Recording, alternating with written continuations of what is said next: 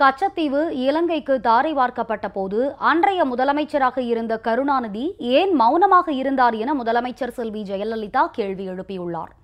கச்சத்தீவை மீட்பது குறித்து பேசுவதற்கு திமுகவிற்கு எந்த அருகதையும் கிடையாது என்றும் முதலமைச்சர் திட்டவட்டமாக தெரிவித்தார். கச்சத்தீவை மீட்க உச்சநீதிமன்றத்தில் தாம் தொடர்ந்துள்ள வழக்கில் வெற்றி பெற்றே தீருவேன் என குறிப்பிட்ட முதலமைச்சர் இதனை திமுகவினர் உடல் நலத்துடன் வாழ்ந்து காண வேண்டும் என்று விரும்புவதாகவும் தெரிவித்தார். சட்டப்பேரவையில் இன்று ஆளுநர் உரைக்கு நன்றி தெரிவிக்கும் தீர்மானத்தின் மீதான விவாதத்தில் திமுக உறுப்பினர் பொன்முடி பேசிய போது குறுக்கிட்டு பேசிய முதலமைச்சர் இவ்வாறு தெரிவித்தார். இந்த கேள்வியை கேட்பதற்கு திமுக உறுப்பினர்களுக்கு எந்த விதமான அருகதையும் கிடையாது. திமுக ஆட்சியில் இருந்த போதுதான், திரு கருணாநிதி முதலமைச்சராக இருந்த போதுதான் கச்சத்தீவு இலங்கைக்கு தாரை வார்க்கப்பட்டது. 1974 1976 அப்போதைய மத்திய அரசு இந்த ஒப்பந்தங்களை செய்து கொண்ட போது அவர்களுடைய தலைவர் அன்றைய முதல்வர் என்ன செய்து கொண்டிருந்தார்? அதை தடுப்பதற்கு ஏதாவது நடவடிக்கை எடுத்தாரா? அதை எதிர்த்து ஏதாவது போராட்டம் நடத்தினாரா? ஒன்றுமே இல்லையே. தாரை வார்த்துவிட்டு இத்தனை ஆண்டுகள் கழித்து 91 நீங்கள் பேசினீர்களா இல்லையா என்றால் நான் பேசினேன். ஒரு மாநில அரசின் அதிகார வரம்பு எதுவரை உள்ளது என்பதை உணர்ந்து அறிந்து பேசினேன். மத்திய அரசு மூலமாக நான் அதற்கான நடவடிக்கைகளை எடுப்பேன் என்று பேசியிருக்கிறேனே தவிர நான் ஒரு படையை திரட்டி கொண்டு கச்சத்தீவை மீட்பேன் என்று பைத்தியக்காரத்தனமாக பேசவில்லை. இன்றைக்கு இவ்வளவு பேசுகின்ற திமுக உறுப்பினர்கள் இதற்கு பதில் சொல்ல வேண்டும். அன்றைக்கு கச்சத்தீவு இலங்கைக்கு தாரை வார்க்கப்பட்ட போது ஏன் பேசாமல் இருந்தார்கள்? அன்றைய திமுக முதல்வர் ஏன் மௌனம் சாதித்தார்? ஏன் அதை கொடுக்க அனுமதித்தார்? உச்ச நீதிமன்றம் மூலமாக நடவடிக்கை எடுத்தது நான். 2008 மத்திய அரசை அணுகி எந்த பயனும் இல்லை என்று தெரிந்த பிறகு நான் தனிப்பட்ட முறையில் அனைத்து இந்திய அண்ணா திராவிட முன்னேற்ற கழகத்தின் பொதுச் செயலாளர் என்ற முறையில் உச்ச நீதிமன்றத்தில் வழக்கு தொடர்ந்தேன். அப்போது இங்கே முதலமைச்சராக இருந்தவர் திரு கருணாநிதி. கச்சத்தீவை பற்றி இவருக்கு என்ன தெரியும்? எதிர்கட்சியினர் எவ்வளவுதான் கூச்சல் போட்டாலும் உண்மைகளை மறைக்க முடியாது. கச்சத்தீவு தாரை வார்க்கப்பட்டதற்கு திமுக தான் காரணம். அன்றைய முதலமைச்சர் திரு கருணாநிதி தான் காரணம். இன்று மீனவர்கள் படும் அல்லல்களுக்கெல்லாம் சகித்து கொள்ளும் இன்னல்களுக்கெல்லாம் காரணம் திமுக தான், திமுக தான், திமுக தான். அதை எத்தனை கூச்சல் போட்டாலும் மறைக்க முடியாது. 2008 நான் உச்ச நீதிமன்றத்தில் வழக்கு தொடர்ந்த போது அப்போது மத்திய அரசின் சார்பில் அதற்கு கவுண்டர் அஃபிடவிட் ஃபைல் செய்யப்பட வேண்டும். அதே போலவே உச்ச நீதிமன்றத்திலிருந்து தமிழக அரசுக்கும் நோட்டீஸ் அனுப்பப்பட்டது. தமிழக அரசும் ஒரு நோட்டீஸ், அங்கே ஒரு கவுண்டர் அஃபிடவிட் அங்கே ஃபைல் செய்ய வேண்டும். அந்த நேரத்தில் திரு கருணாநிதி அவர்கள் என்ன சொன்னார் தெரியுமா? மத்திய அரசு என்ன அஃபிடவிட் ஃபைல் செய்கிறது என்பதை பார்த்துவிட்டு அதன் பின்னர் தமிழக அரசின் அஃபிடவிட்டை ஃபைல் செய்யலாம் என்றார். இதுதான் கச்சத்தீவை மீட்கும் லட்சணமா? அந்த உணர்வாவது திமுகவிற்கு இருக்கிறதா? அன்றைய தினம் மத்திய அரசு என்னுடைய வழக்கை தூக்கி எறிய வேண்டும். கச்சத்தீவை மீட்க முடியாது, ஏற்கனவே செய்து கொண்ட ஒப்பந்தங்களை ரத்து செய்ய முடியாது, அது முடிந்து போன பிரச்சனை என்று உச்ச நீதிமன்றத்தில் கவுண்டர் அஃபிடவிட் ஃபைல் செய்தது. அதே ரீதியில் தான் தமிழக அரசும் அன்றைய தினம் கவுண்டர் அஃபிடவிட் ஃபைல் செய்தது என்பதை இந்த நேரத்தில் சுட்டிக்காட்ட விரும்புகிறேன். இதற்கு மேல் இதை பற்றி திமுகவினருக்கு பேசுவதற்கு அருகதை இல்லை என்று மீண்டும் அறுதியிட்டு உறுதியாக கூறுகிறேன். உண்மையாக கச்சத்தீவை மீட்க வேண்டும் என்ற எண்ணம் திமுகவிற்கு இருந்தால் அவர்களாக நடவடிக்கை எடுக்கவில்லை. 2008 நான் உச்ச நீதிமன்றத்தில் வழக்கு தொடுத்த போது திமுக தலைமையில் இருந்த தமிழக அரசு தன்னை அதே வழக்கில் இம்ப்ளீட் செய்து கொண்டிருக்கலாம் அல்லவா? செய்திருக்க வேண்டாமா? அந்த வழக்கில் தன்னையும் தமிழக அரசு இணைத்திருக்க வேண்டாமா? ஏன் செய்யவில்லை? அதன் பிறகு நான் மீண்டும் ஆட்சி பொறுப்பேற்ற பிறகு 2011ஆம் ஆண்டில் இந்த சட்டப்பேரவையில் தீர்மானத்தை நிறைவேற்றி அதன் பிறகு ரெவென்யூ டிபார்ட்மெண்ட் மூலமாக தமிழக அரசை இந்த வழக்கில் நான் இணைத்திருக்கிறேன். அந்த காரியத்தை திமுக ஆட்சியில் இருந்தபோது ஏன் செய்யவில்லை? அனைத்து கட்சி கூட்டத்தை கூட்டி அனைவரும் சம்மதித்து அந்த முடிவின்படிதான் கச்சத்தீவு தாரை வார்க்கப்பட்டது என்றால் அதை அவர்கள் ஏற்றுக்கொண்டு விட்டார்கள் என்ற அர்த்தம். அப்படியானால் நான் ஏன் மீட்கவில்லை என்று என்னை பார்த்து ஏன் கேள்வி கேட்கிறீர்கள்? 6வது முறையாக நான் முதலமைச்சர் ஆகியிருப்பது உண்மைதான். முதலமைச்சர் ஆன நாள் முதல் 1991 முதல் இன்று வரை எனது நிலைப்பாட்டில் எந்த மாற்றமும் இல்லாமல் தொடர்ந்து கச்சத்தீவை மீட்பதற்கு என்னால் முடிந்த நடவடிக்கைகளை மாநில அரசின் அதிகார வரம்பிற்கு உட்பட்ட வகையில் நான் செய்து கொண்டுதான் இருக்கிறேன், நடவடிக்கைகளை எடுத்துக்கொண்டுதான் இருக்கிறேன். ஆனால் இடைப்பட்ட காலத்தில் ஒரே ஒரு ஆண்டுதான் அனைத்து இந்திய அண்ணா திராவிட முன்னேற்ற கழகம் மத்திய கூட்டணி அரசில் அங்கம் வகித்தது. அந்த நேரத்தில் தமிழகத்தின் சார்பில் நாங்கள் வைத்த எந்த கோரிக்கைகளையும் மத்திய அரசு ஏற்கவில்லை என்பதால் தான் அந்த கூட்டணியை விட்டு வெளியேறினோம். ஆனால் அந்த ஒரு ஆண்டை தவிர மற்ற அனைத்து ஆண்டுகளிலும் மத்தியிலே காங்கிரஸ் தலைமையில் கூட்டணி ஆட்சியானாலும் சரி, பிஜேபி தலைமையில் கூட்டணி ஆட்சியானாலும் சரி, திமுக அதில் அங்கம் வகித்தது. அப்போது நீங்கள் உங்கள் அதிகாரத்தை பயன்படுத்தி இவர்களுடைய தலைவர் இங்கேயும் ஆட்சியில் இருந்தார், மத்தியிலும் ஆட்சியில் இருந்தார். அப்போது நான் சொல்வதைத்தான் பாரத பிரதமர் கேட்கிறார், என்னுடைய ஆலோசனைப்படிதான் பாரத பிரதமரே செயல்படுகிறார் என்று பெருமையாக மார்தட்டி கொண்ட உங்கள் தலைவர் முன்னாள் முதலமைச்சர் திரு கருணாநிதி அப்போது ஏன் மத்திய அரசுக்கு அழுத்தம் கொடுத்து கச்சத்தீவை மீட்பதற்கு எந்த நடவடிக்கையும் எடுக்கவில்லை?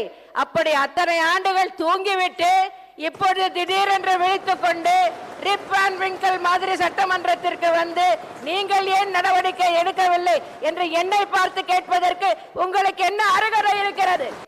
கச்சத்தீவு தாரை வார்க்கப்பட்ட போது பேசாமல் இருந்துவிட்டு அதன் பிறகு கடிதங்கள் எழுதினோம், நாடாளுமன்றத்தில் பேசினோம், அனைத்து கட்சி கூட்டத்தை கூட்டினோம், அங்கே இதை பேசினார்கள் அதை பேசினார்கள் என்றால் இதையெல்லாம் நாங்களும் செய்திருக்கிறோம்.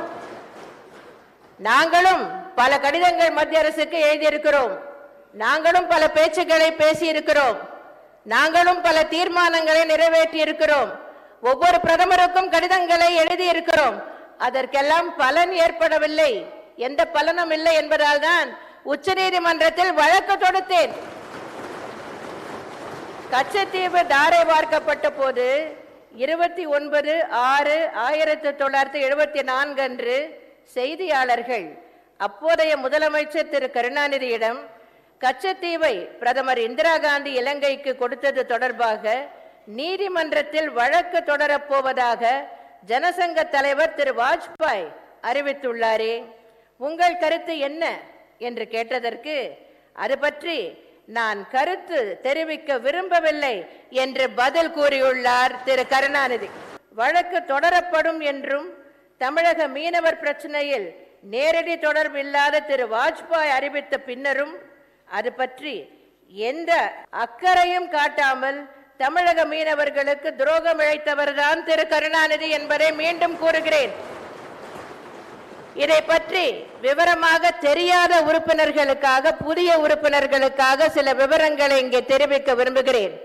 ஆர்ப்பாட்டம் நடத்துவது, போராட்டம் நடத்துவது, அனைத்து கட்சி கூட்டம் நடத்துவது, பிரதமருக்கு கடிதங்கள் எழுதுவது, இதெல்லாம் ஓரளவுக்குத்தான். அதற்கு எந்த பலனும் இல்லை. நானும் இவற்றையெல்லாம் செய்து பார்த்து விட்டேன். எந்த பலனும் இல்லை என்ற பிறகுதான் நீதிமன்றத்திற்கு செல்வதுதான் ஒரே வழி என்று உச்ச நீதிமன்றத்திற்கு சென்றேன். ஏனென்றால் இதற்கு ஒரு முன்மாதிரி இருக்கிறது. 1960ஆம் ஆண்டில் உச்ச நீதிமன்றம் ஒரு தெளிவான தீர்ப்பை கொடுத்திருக்கிறது.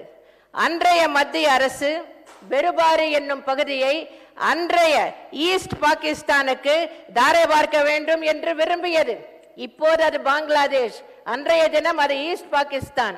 அப்போது இது பற்றி ஜனாதிபதி அவர்கள் கருத்து கேட்டதற்கு உச்ச நீதிமன்றம் தெளிவாக தீர்ப்பளித்தது. பெருபாரியை ஈஸ்ட் பாகிஸ்தானுக்கு தாரை பார்த்தது செல்லாது என்று உச்சநீதிமன்றம் தீர்ப்பளித்தது. ஏன் செல்லாது? ஏனென்றால் இந்தியாவின் ஒரு பகுதியை வேறு நாட்டிற்கு, அயல் நாட்டிற்கு தாரை வார்க்க வேண்டும் என்றால் நாடாளுமன்றத்தின் இரு அவைகளிலும் ஒரு அரசியல் சாசன திருத்தத்தை கொண்டு வர வேண்டும், ஒரு கான்ஸ்டிடியூஷனல் அமெண்ட்மெண்ட் கொண்டு வர வேண்டும். அந்த அமெண்ட்மெண்டை கொண்டு வந்து இரு அவைகளும், இரு நாடாளுமன்ற அவைகளும் அதை நிறைவேற்றிய பிறகுதான் இந்தியாவின் எந்த பகுதியையும் வேறு ஒரு நாட்டிற்கு தாரை வார்க்க முடியும்.